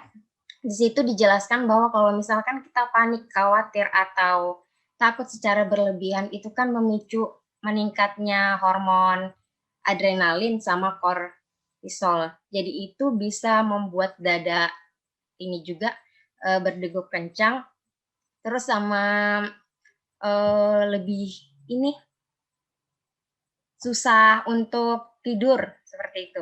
Itu yang saya baca sih. Jadi panik dan takut secara berlebihan itu nggak baik buat kondisi psikologis kita. Yang kedua yaitu menimbulkan rasa benci dan stigma terhadap kelompok tertentu. Jadi kadang ada beberapa informasi yang di-share memang untuk kayak menjatuhkan beberapa orang atau beberapa kelompok, jadi kayak membentuk stigma buruk seperti itu. Kemudian yang ketiga, menyebabkan terjadinya kesalahan dalam mengambil strategi dan keputusan.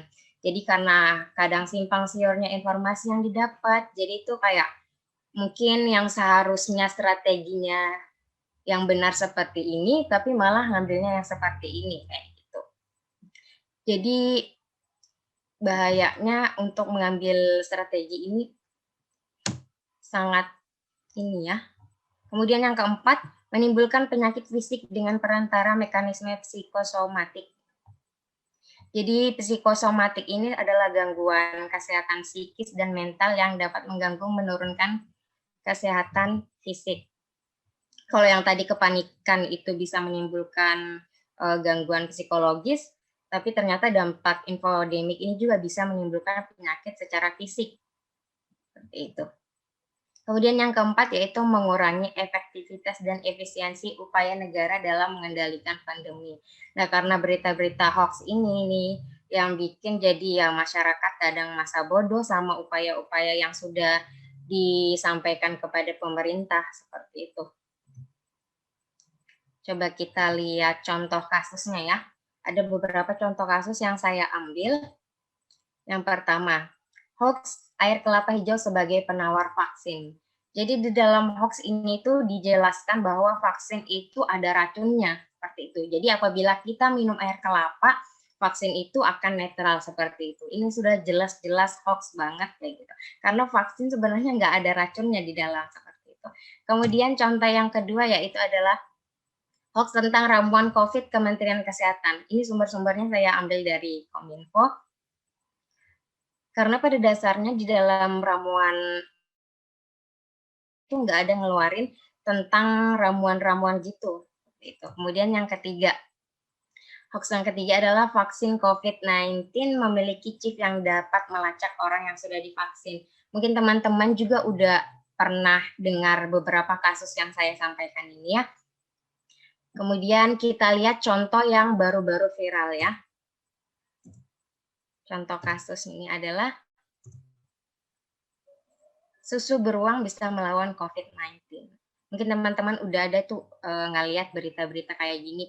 Jadi dia itu membuat ini orang-orang panik, terus beli susu secara berlebihan seperti itu sampai nggak ada stoknya lagi. Padahal sebenarnya susu beruang ini khasiatnya sama kayak susu-susu yang lain juga kayak gitu. Susu ultra atau susu yang lain seperti itu. Cuma yang bedanya memang kemasannya mungkin lebih brand si susu beruang ini. Padahal manfaatnya ya sama aja. Cuma gara-gara informasi yang berlebihan, berita hoax yang menyebabkan si susu beruang ini jadi lebih istimewa seperti itu. Padahal khasiatnya sama aja ya. Oke, kita lihat cara pencegahannya gimana sih biar kita nggak sampai termakan si berita hoax ini. Yang pertama, bijak dan teliti memilih sumber informasi. Kemudian yang kedua, pilih informasi dari lembaga resmi atau berita terpercaya yang melalui verifikasi. Mungkin seperti dari laman WHO atau Kementerian Kesehatan atau Dinas Kesehatan setempat. Intinya yang memang lembaga resminya seperti itu. Kemudian yang ketiga, periksa kebenaran informasi yang didapat dari media sosial seperti itu. Jangan asal langsung sebar aja gitu. Kemudian yang keempat, tidak sembarangan menyebarluaskan informasi bila belum ada bukti jelas atau rujukan resmi. Seperti itu. Nah, biasanya kan grup-grup WhatsApp keluarga tuh banyak tuh masuk info-info atau berita-berita yang belum tahu kebenarannya gimana. Jadi mungkin teman-teman nih yang masih muda yang lebih paham untuk bisa memberitahu kepada orang-orang tua atau mereka-mereka yang umurnya memang lebih tua dibandingkan kita untuk bisa lebih kritis untuk menerima si informasi asal jangan langsung disebar gitu. Kemudian yang kelima, jangan membuat berita bohong di tengah situasi darurat. Saya nggak tahu sih kok bisa ada orang yang dengan sengaja gitu buat berita bohong di tengah situasi yang darurat. Semoga kita semua di sini tidak seperti itu ya. Kemudian yang keenam, memberitahu orang lain bila mengetahui ada informasi yang keliru. Nih kalau misalkan kita lagi ada dapat info atau berita gitu yang mungkin memang kurang tepat, mungkin kita bisa langsung kasih tahu, oh ini tuh nggak benar seperti itu. Biar nggak langsung di-share seperti itu.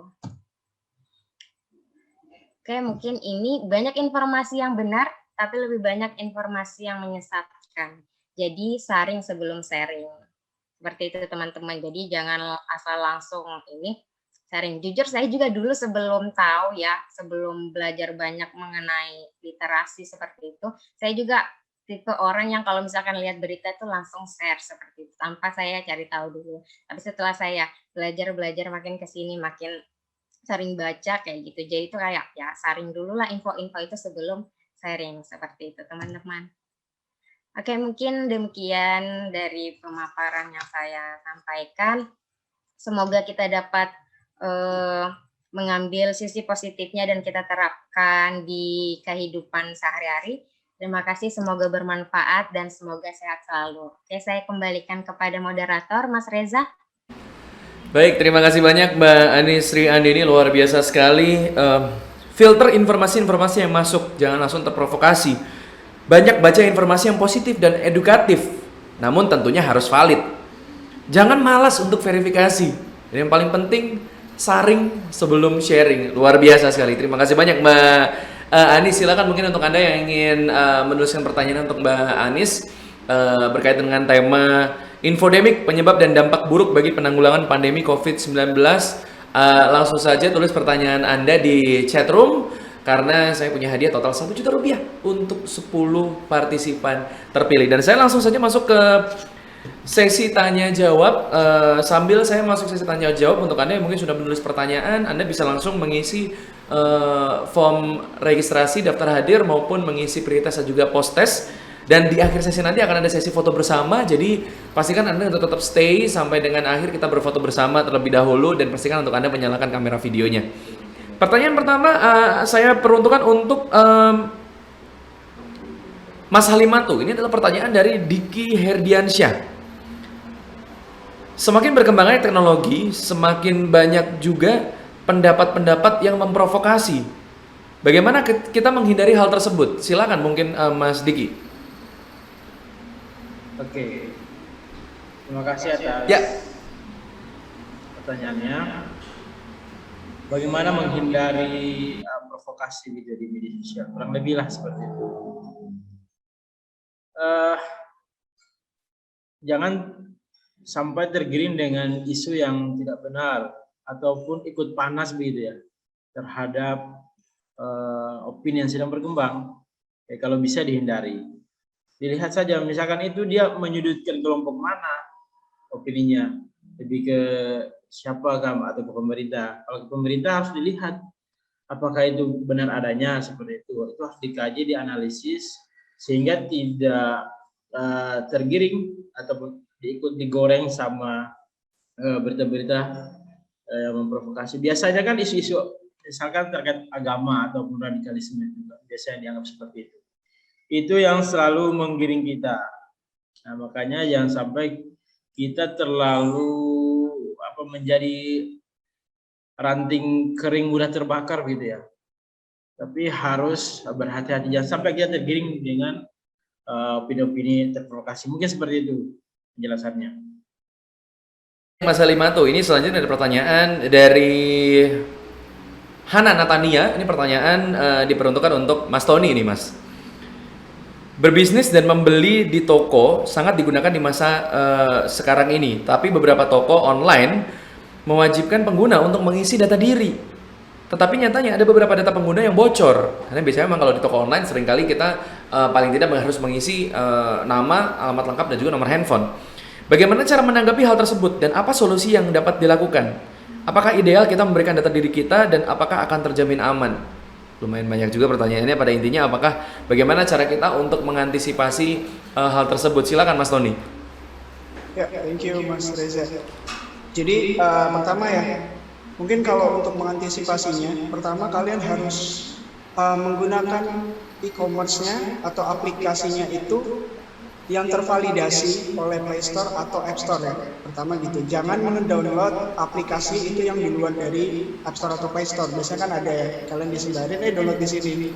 Dan terlebih lagi biasanya akan ada aplikasi baru juga. Nah, itu kalian kalau bisa untuk menggunakan yang tervalidasi dulu aja. Kalau misalnya ada e-commerce yang baru, aplikasi baru, itu nanti aja dulu. Kalian pakai yang terpercaya dulu. Nah, yang kedua, biasanya dari aplikasi itu mereka kalau setiap kalian melakukan download, itu nanti akan muncul notifikasi. Misal mereka minta izin untuk akses kontak misalnya, atau data pribadi Anda. Kalau bisa itu kalian pilih tidak ya. Jadi biasanya mengizinkan atau tidak, kalian pilih tidak dulu.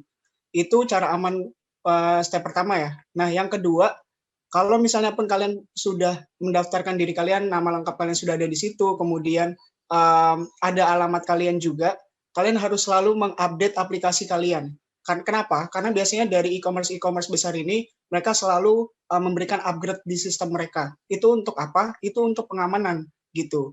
Jadi pengamanan dari sistem yang sebelumnya mereka update, itu akan diupdate lagi agar tidak banyak hacker yang bisa masuk ke dalam sistem mereka. Jadi kalau misalnya kalian aplikasinya masih yang kemarin nih, kalau bisa dari sekarang kalian sudah update gitu, di-upgrade ya gitu.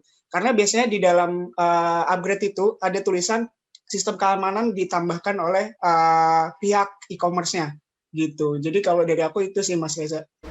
Oke, mungkin saya bisa ulangi lagi, pilih e-commerce atau marketplace yang memang resmi terdaftar di Play Store dan juga App Store, lalu paling tidak sering upgrade dari aplikasinya, sering upgrade di e-commerce atau marketplace-nya, dan kalau bisa memang jangan langsung asal mengokekan atau asal mengelaukan, karena biasanya di awal selalu e-commerce atau marketplace selalu meminta permission dulu untuk mengakses kontak. Nah, untuk persoalan akses kontak ini Anda bisa menolak. Dan yang terakhir memang sering mengupgrade juga e-commerce Anda, dan yang paling penting dengan menggunakan e-commerce resmi atau marketplace yang sudah terdaftar dan juga resmi, apabila hal itu terjadi memang disebabkan oleh seller-seller yang ada di marketplace tersebut, Anda bisa melakukan pengaduan, karena di marketplace resmi tersebut terdapat layanan pengaduan, kurang lebih seperti itu ya Mas ya. Oke, terima kasih banyak Mas Tony. Ini selanjutnya ada pertanyaan dari sebentar. Ini pertanyaan dari Ardin Septa. Pertanyaan ini sepertinya ditujukan untuk Ibu Anis. Untuk Mbak Anis ya. Dampak infodemik ini sangat besar sekali, bahkan menimbulkan ketidakpastian percaya atau tidak percayaan masyarakat dalam penanganan COVID. Bagaimana yang dapat kita lakukan sebagai agen berita yang baik untuk menyampaikan berita baik dan mengembalikan kepercayaan masyarakat? Silakan Mbak Anis. Oke, terima kasih izin menjawab ya. Kita sebagai salah satu agen, ya bisa dibilang agen of change lah ya, agen pembawa perubahan. Mungkin sebagai generasi milenial juga, kita lebih paham akan informasi itu baik apa enggak, benar apa enggak, kayak gitu. Mungkin kita edukasinya pelan-pelan, karena ada beberapa orang memang nggak bisa diedukasi secara langsung seperti itu ya. Kita bisa edukasi lebih dekat dulu, lebih ke orang tua mungkin atau keluarga-keluarga, sebelum kita edukasi ke teman-teman atau mungkin masyarakat, kita edukasi ke orang-orang yang memang lebih dekat seperti itu, seperti orang tua, adik atau kakak, seperti itu. Kemudian kita lebih sering lebih sering untuk share hal-hal positif sih mengenai situasi ini. Jangan nge-share yang bikin takut orang seperti itu. Seperti kayak misalkan mungkin banyak yang sembuh, mungkin itu bisa di-share juga. Jangan cuma share yang kematian tentang COVID, tapi kita bisa share tentang kebaikan-kebaikan yang ada juga, seperti misalkan yang sembuh berapa, seperti itu. Biar nggak makin membuat orang atau masyarakat itu khawatir sih, seperti itu.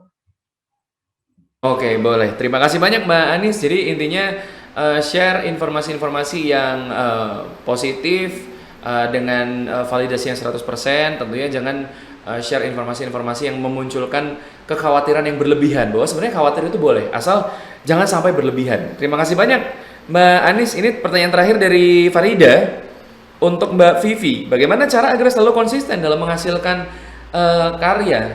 Karena memang di tengah-tengah selalu ada hal yang menjadi distraksi, membuat kita terdistraksi untuk konsisten menghasilkan karya. Mungkin ada satu dan lain hal, atau mungkin kadang-kadang mager atau males gitu. Itu gimana mengatasi atau mengantisipasinya Mbak Vivi? Oke, terima kasih Mbak Farida ya Mas ya pertanyaannya. Ya. Jadi untuk memulai sebuah hal itu memang kita harus punya konsekuensi untuk takut di tengah jalan kita ngerasa bahwa hal yang kita lakukan ini membosankan, atau hal yang kita lakukan ini tidak menghasilkan apapun, seperti itu. Nah, langkah yang pertama yang selalu saya lakukan itu tentukan target. Jadi ketika kalian sudah memiliki platform nih, kita punya platform, misalnya saya punya platform di website itu bisa menghasilkan AdSense. AdSense itu bisa menghasilkan uang dari Google, semacam YouTube, dia bisa menghasilkan ads dari YouTube, seperti itu. Jadi website juga punya seperti itu. Nah, website kita ini, kita akan mendapatkan uang itu ketika bisa dicairkan selama total 1.800.000. Jadi semisal kita punya uang di Google itu sekitar hanya 800, tidak bisa dicairkan. Jadi kita harus konsisten menulis untuk mendapatkan sesuatu, jadi harus ada target dulu. Jadi kalau kita memulai, aku pengen punya tulisan yang bisa menghasilkan ads semisal. Nah, untuk menghasilkan ads ini aku harus kerja membuat tulisan 1 sampai 3 tulisan seperti itu. Nah, setelah kita memberikan sebuah target, menentukan target, kita punya tujuan nih, kita punya hal-hal yang harus kita persiapkan. Jadi misal di tengah jalan kita merasa males, merasa kurang antusias, kita harus punya target terlebih dahulu. Hasil yang kita harus dapat itu harus kita konsistenkan. Jadi misal males itu memang harus dilawan teman-teman. Tapi kebutuhan hal yang utama untuk melawan males. Jadi kalau kita butuh, walaupun males, kita harus terus melakukan seperti itu. Sama seperti bekerja, mau nggak mau kita harus bekerja untuk tetap hidup. Sama seperti menulis, mau nggak mau uang kita harus dicairkan, jadi kita harus terus menulis untuk hal itu. Jadi hal yang pertama untuk konsisten sebuah tulisan adalah menentukan target. Yang kedua, tulis apapun yang kamu kuasai. Jadi semisal kamu menguasai sebuah skincare, kamu menguasai pariwisata yang ada di kotamu, kamu menguasai hal-hal pelajaran misalnya di kuliah, kamu bagikan, kamu konsisten lakukan itu, jangan pernah mengacu pada satu tulisan. Jadi buatlah berbagai macam tulisan. Kamu punya pengalaman, misal saya berpengalaman memperpanjang SIM, itu tulis, karena dulu saya pernah menulis memperpanjang paspor, bikin paspor, itu malah jadi banyak orang yang pengen tahu. Jadi sebenarnya di Google itu orang random. Di Google itu random untuk bertanya. Jadi apapun ditanyakan sama orang. Jadi ketika kalian merasa hal yang kalian alami ini receh atau enggak, tetaplah tulis. Itu yang membuat kita tidak pernah bosan untuk melakukan sebuah tulisan, untuk memberikan sebuah tulisan. Siap. Jadi teman-teman jangan mengacu pada satu tema. Jadi buatlah berbagai macam tema. Tulis apapun yang pengalaman dan itu khusus. Itu aja sih Kak. Terima kasih.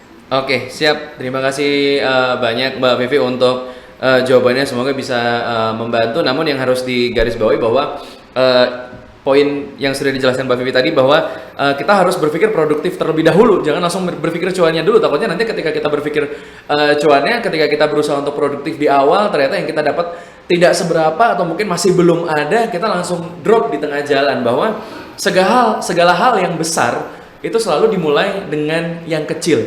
Terima kasih banyak untuk seluruh narasumber, terima kasih juga untuk seluruh peserta. Semoga materi yang disampaikan pada siang hari ini juga bisa memberikan kita semua wawasan mengenai bagaimana cara kita harus bersikap dalam memberikan pendapat dan juga beropini. Bagaimana cara kita untuk bisa mengupgrade digital skills kita, untuk bisa makin produktif dan juga berkarya di tengah batasan-batasan yang memang harus kita laksanakan untuk menanggulangi pandemi COVID-19. Dan semoga dapat dimanfaatkan sebaik-baiknya untuk Anda bisa menambah wawasan Anda mengenai perkembangan atau pesatnya dunia digital. Dan terima kasih untuk yang sudah bertanya. Selamat untuk Anda yang sudah memberikan pertanyaan dan dijawab oleh para narasumber. Dan saya sudah memiliki beberapa daftar pemenang untuk saya umumkan. Selamat untuk Ardin Septadela, selamat untuk M. Alfian Muzaki, selamat untuk Farida, Rizky Dermawan, Diki Herdiansyah, Pramuji, Iskandar, Hana Natania, dan juga Laila Mahani. Selamat untuk Anda sudah mendapatkan hadiah dari kami. Nanti akan dihubungi kembali oleh panitia dan Anda juga bisa ikut mengabadikan keseruan acara pada siang hari ini melalui unggahan Instagram feeds Anda dengan mengunggah screen capture Anda. Setelah itu berikan caption yang menarik, mention ke @siberkreasi dan juga sertakan hashtag makin cakap digital, hashtag siberkreasi dan juga hashtag leaddikal 1117. Sebelum kita menutup acara webinar pada siang hari ini, saya ingin mengajak Anda untuk kita berfoto bersama. Jadi silakan untuk para peserta langsung saja buka kamera Anda, aktifkan kamera video Anda, kita foto bersama-sama. Ada berapa slide kurang lebih? 2 slide, silakan untuk slide yang pertama terlebih dahulu. Dan untuk narasumber kita langsung berfoto 2 kali karena ada 2 slide. Silakan kita berfoto dulu. Silakan dibuka kameranya untuk Anda. Sudah bisa? Oke, hitungan ketiga dari saya langsung tunjukkan pose Anda. 1, 2, 3. Oke, terima kasih banyak. Langsung kita masuk ke slide yang kedua. Silahkan untuk peserta di slide kedua, jangan sungkan-sungkan, jangan malu-malu, dibuka kameranya, kita berfoto bersama-sama. Siapa tahu nanti mungkin Anda menemukan banyak sekali koneksi-koneksi atau networking teman-teman baru atau bahkan jodoh baru. Silahkan, sudah bisa? Oke, sudah bisa. Hitungan ketiga, saya minta posenya dari Anda. 1, 2, 3. Baik, terima kasih banyak untuk Anda yang sudah berpartisipasi menghadiri webinar pada siang hari ini. Jangan lupa untuk Anda mengisi form registrasi atau daftar hadir dan juga sekaligus mengerjakan pretest dan juga post-testnya. Link sudah dikirimkan oleh panitia di chatroom. Silakan diisi, silakan dikerjakan untuk Anda bisa mendapatkan e-certificate. Dan semoga kita bisa berjumpa lagi dalam acara webinar Indonesia Makin Cakap Digital persembahan dari Cyber Kreasi selanjutnya. Tetap jaga kesehatan, patuhi protokol kesehatan, dan jangan lupa untuk Anda melaksanakan vaksinasi untuk Anda yang belum divaksinasi. Saya Reza pamit undur diri. Selamat siang. Wassalamualaikum warahmatullahi wabarakatuh.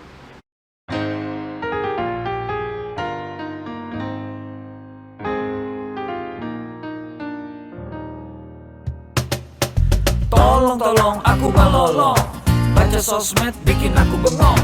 Banyak berita isinya bohong, bikin orang jadi saling menggonggong. Seperti ada niat sebar kebencian, tanpa peduli akan ada kerugian. Seperti dapat munculnya permusuhan karena tertipu jadi curigaan. Gue pernah baca hoax di sosmed yang jadi merugikan tukang trompet.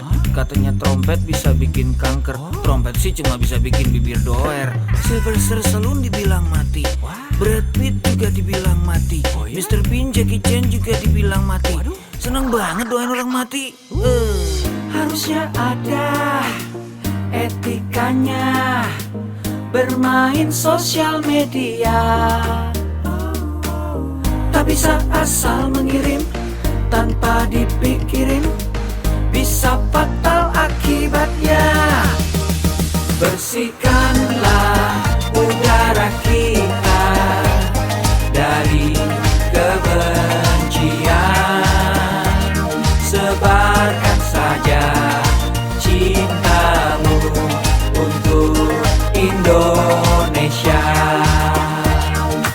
Wahai kepada pengguna sosmed, mari bersatu sampai lengket. Jagalah persatuan, jangan lobet. Hati-hati banyak tukang copet. Hey, jangan sampai salah posting, bisa bikin orang jadi pusing. Cek dulu itu penting, jangan jadi cepat terpancing. Gue pernah takut salah minum, karena bahaya buat tulang sumsum.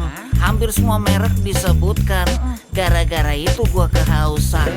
Gue tertipu isu PKI, katanya jutaan sudah dipersenjatai. Akibatnya gue keluar biaya, bikin persembunyian bawah tanah. Harusnya ada etikanya bermain sosial media. Tak bisa asal mengirim tanpa dipikirin, bisa fatal akibatnya. Bersihkanlah udara kita dari kebencian. Sebarkan saja cintamu untuk Indonesia. Bersihkanlah udara kita dari kebencian. Sebarkan saja cintamu untuk Indonesia. Bersihkanlah udara kita dari kebencian. Sebarkan saja cintamu untuk Indonesia.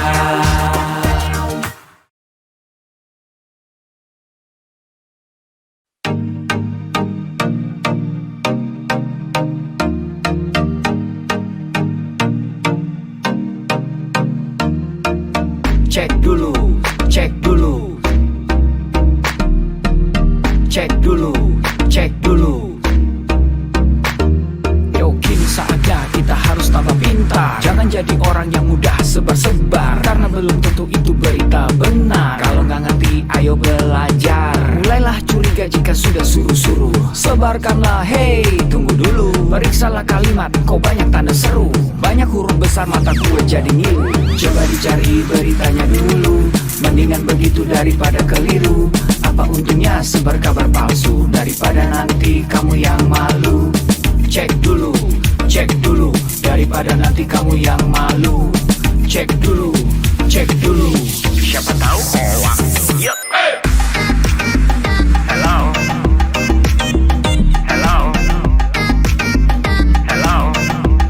siapa tahu hoax. Yup. Hello,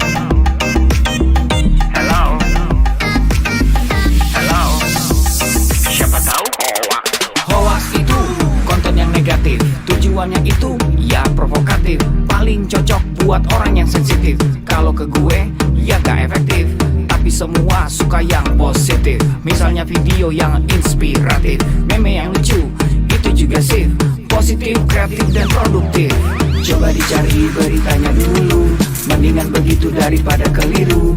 Apa untungnya sebar kabar palsu daripada nanti kamu yang malu.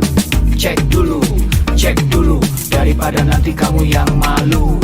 Cek dulu, siapa tahu hoax.